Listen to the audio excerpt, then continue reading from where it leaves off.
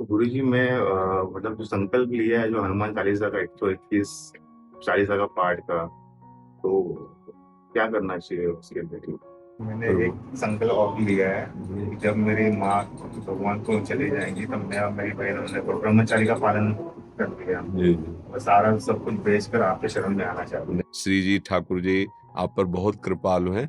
जय जय श्री हरि धन्य। मुझे गुरु मंत्र भी चाहिए था गुरु जी आपसे। हाँ फिर धीरे धीरे, पहले अब पहली बार हमने दर्शन किए ना, धीरे धीरे आप पाओगे फिर से। विजय पांडुरंग शिंदे जी, अहमदाबाद गुजरात से। जैसा बोलता महाराज जी आपके चरणों में कोटि कोटि प्रणाम। महाराज जी मेरा प्रश्न यह है कि मैं श्री राम जी के धाम जाना चाहता हूँ और किसी संत के द्वारा मैंने सुना था कि श्री राम जी के धाम जाना है तो हनुमान जी को प्रसन्न करना पड़ेगा। इसलिए मैं हनुमान जी को प्रसन्न करने के लिए प्रतिदिन 121 बार चालीसा का पाठ करता हूँ। कृपया मार्गदर्शन करें। महाराज जी आप बॉडी बिल्डर हैं, मतलब गुजरात के, मतलब 2018 में मिस्टर गुजरात रहे हैं और 9 टाइम पावर लिफ्टिंग चैंपियनशिप रहे हैं और 5 टाइम इंटरनेशनल पुशअप में इनका रिकॉर्ड भी है महाराज जी। अब ये मतलब आपका सत्संग सुनते हैं और पहले मांस मदिरा भी, जो भी मांस खाते थे उसके लिए, तो वो भी छोड़ दिया है और ब्रह्मचर्य रह के इस मार्ग पे आगे बढ़ना चाहते हैं। अच्छा, हाँ, परम महान भागवत से हनुमान जी की कृपा से राम रस की प्राप्ति होती है। जानकी जी ने कहा, राम रसायन तुम्हारे पासा, सदा रहो रघुपत के दासा। तुम्हारे भजन राम को पावे, जन्म जन्म के दुख विश्रामे। वो अंत काल रघुवरपुर जाए। यदि हनुमान जी से सिद्धियों की आकांक्षा न करके प्रभु के प्रेम की आकांक्षा की जाए तो महाभागवत हनुमान जी उसे भगवान का भक्ति रस प्रदान कर देते हैं।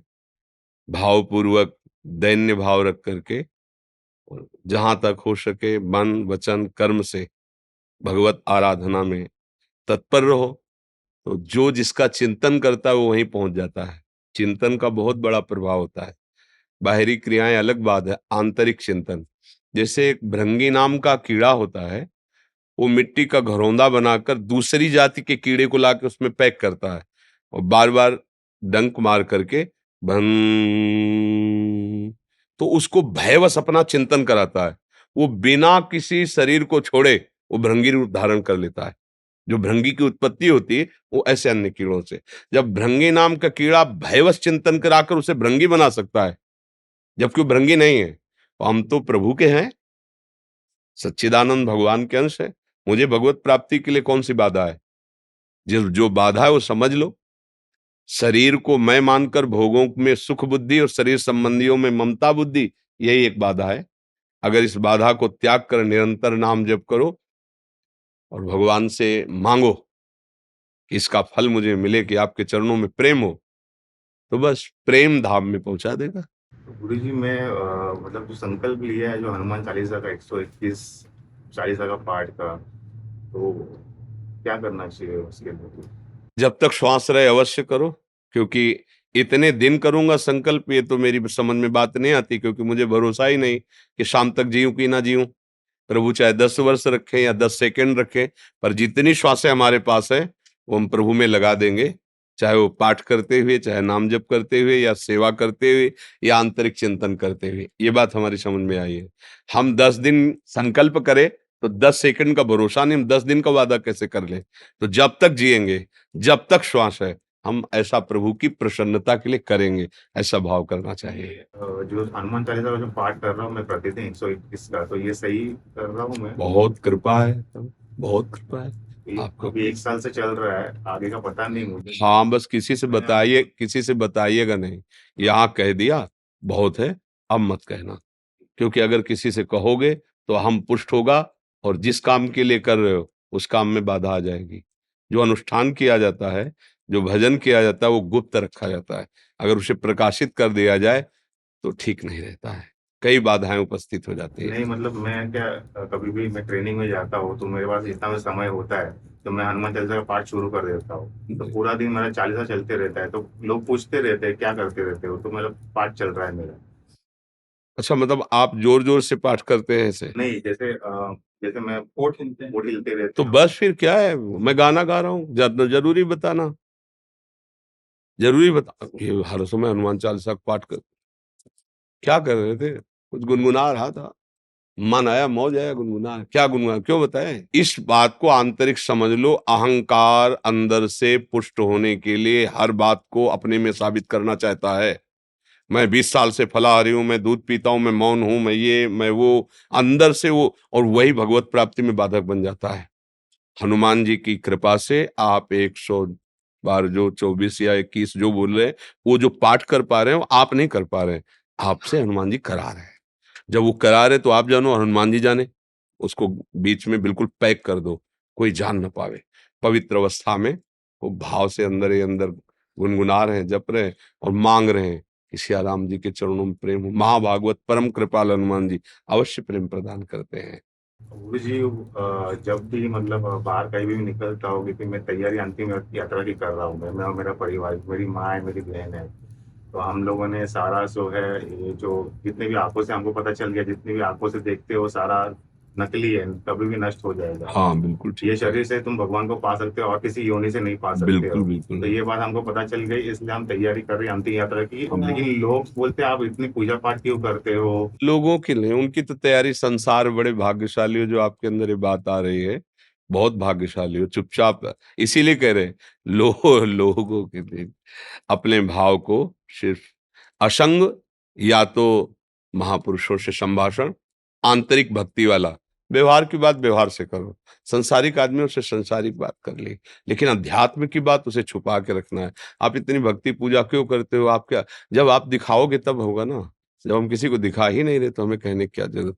प्रेम एक हृदय का गुप्त विषय है, और फिर लोग क्या कहते हैं हमें इससे क्या लेना देना है, हमें अपने मार्ग से मतलब है, हमें अपने भाव से मतलब है। लोग तो कुछ ना कुछ बोलते रहेंगे, हमें बोलने से क्या है, कुछ भी बोले, उनका भाव है, उनकी दृष्टि। ये जो आपके अंदर बात हमें सुनने को मिली कि मैं तैयारी कर रहा हूँ भगवत प्राप्ति की, तो वंदनीय है, और पता नहीं किस जन्म का सुकृत आपके हृदय में उदय हुआ जो ये बात आपके हृदय में आ गई। ये सबसे कठिन बात यही बात है कि अब मुझे प्रभु चाहिए, अब मैं भगवान के धाम में, ये बहुत दुर्लभ बात है, इसे छिपा के रखना, बचा के रखना। अगर दीपक ऐसे बाहर कर दिया जाए तो तूफान उसे बुझा देगा। माया का तूफान गुप्त रखो, शांत हृदय रूपी गुफा में रखो। जब कोई कहे हमें लगता है आप बड़े भगत हो, तो कहे, हम भगत कहाँ है, भक्ति का नाटक तो कर सकते हैं, भक्ति कहाँ, हम तो संसारी आदमी हैं। वचन यही होने चाहिए, यार हम तो संसारी आदमी, देख नहीं रहे हो, शरीर पोषण कर रहे हैं, बलवान कर रहे हैं, हम तो संसारी आदमी हैं। हाँ, आप संतों के महात्माओं के वचन सुने तो थोड़ा बारा कर लेते, ऐसा कोई ये न समझ नहीं पाए कि आपका उद्देश्य इतना महान है, तभी आप आगे निकल सकते हो। ये आंतरिक भागवतिक बातें हैं, इनको गुप्त रखना चाहिए।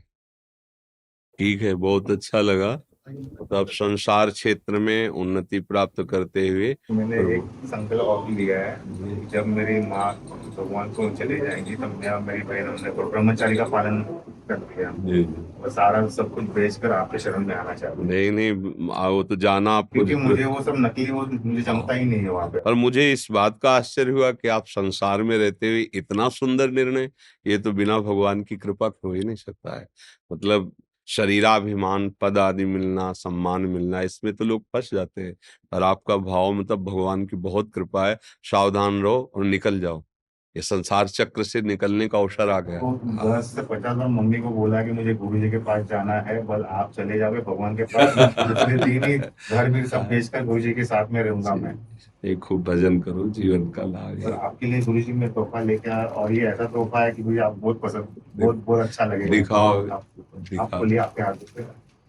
अब ये वहां से आया हो लेकर, पता नहीं ये कैसे हालत में, लेकिन वो संभाल के लेके आया। एक बार मथुरा में गिर गया था, तो कुछ हुआ हो तो माफी चाहता हूँ। ये भी हनुमान जी की कृपा है जो मेरे दिमाग में ऐसा आया कि गुरु जी को ये पसंद आएगा। हाँ, पसंद नहीं, बहुत पसंद है।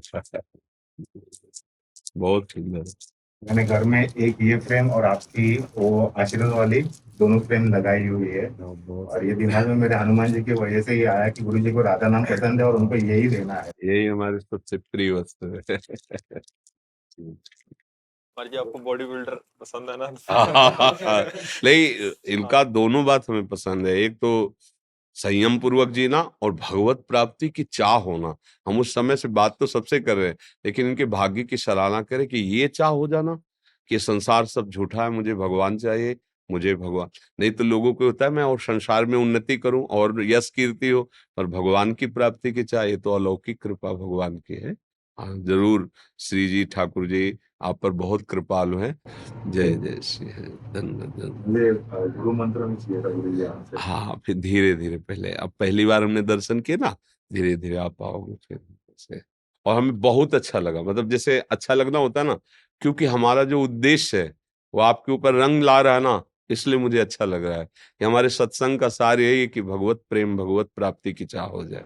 धन्यवाद, धन्यवाद, धन्यवाद। जय जय श्री राधे।